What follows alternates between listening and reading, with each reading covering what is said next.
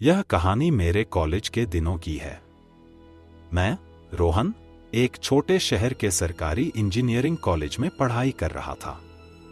यह कॉलेज पहाड़ों के बीच बसा हुआ था और उसके पास ही हमारा बॉयज हॉस्टल था। यह हॉस्टल बहुत पुराना था। सुनने में आता था कि यह इमारत पहले एक राजा की हवेली थी, जिसे बाद में हॉस्टल में बदल दिया गया। हॉस्टल की इमारत पुरानी और जर्जर थी। रात में यहाँ का माहौल और भी अजीब हो जाता था। लड़के अक्सर यहाँ भूतों की कहानियां सुनाते थे, लेकिन मैं इन बातों को मजाक समझता था। हालांकि जो कुछ मैंने खुद महसूस किया, उसने मेरी सोच बदल दी। मेरी हॉस्टल की पहली रात थी। मेरा कमरा तीसरी मंजिल पर था, जहां से बाहर का नजारा साफ दिखता था। रात के करीब 1 बजे जब मैं सोने की कोशिश कर रहा था, तो अचानक मैंने खिड़की के बाहर किसी के कदमों की आवाज सुनी। मैंने सोचा कि कोई लड़का देर रात बाहर घूम रहा होगा, लेकिन जब मैंने खिड़की से झांका तो मुझे कुछ भी दिखाई नहीं दिया। रात के 3 बजे मेरे कमरे का दरवाजा खुद ब खुद खुल गया। मैंने डरते हुए उठकर दरवाजा बंद किया और वापस बिस्तर पर लेट गया। तभी मुझे लगा कि कोई मेरे पास खड़ा है।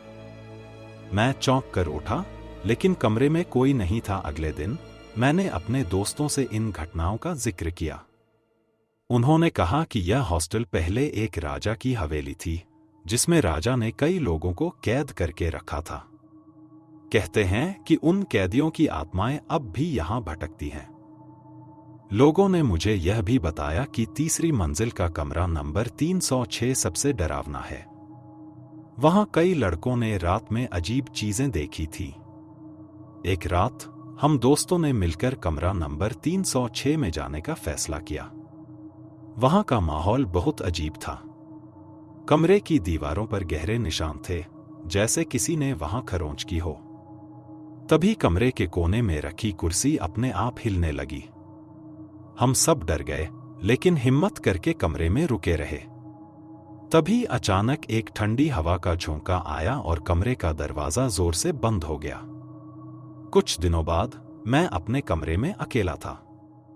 लाइट चली गई थी और पूरे हॉस्टल में अंधेरा था। अचानक मैंने देखा कि मेरे कमरे की दीवार पर एक परछाई चल रही है। वह परछाई धीरे धीरे मेरी तरफ बढ़ रही थी। मैंने चिल्लाने की कोशिश की, लेकिन मेरी आवाज नहीं निकली। जब मैंने हिम्मत करके देखा, तो वह परछाई गायब हो चुकी थी। एक रात हम सभी दोस्तों ने हॉस्टल के पीछे वाले मैदान में जाने का प्लान बनाया। वहां हमने एक जलता हुआ लालटेन देखा, जो अपने आप हवा में झूल रहा था। हमने पीछे मुड़कर देखा तो एक बूढ़ा आदमी सफेद कपड़ों में खड़ा था। उसकी आंखें चमक रही थीं और वह हमें घूर रहा था। जब हम दौड़कर हॉस्टल वापस पहुंचे, तो गार्ड ने बताया कि वह आदमी कई साल पहले मर चुका था। इन घटनाओं के बाद मैंने और मेरे दोस्तों ने वह हॉस्टल छोड़ने का फैसला किया। आज भी जब मैं उन दिनों को याद करता हूं, तो मेरी रूह कांप जाती है।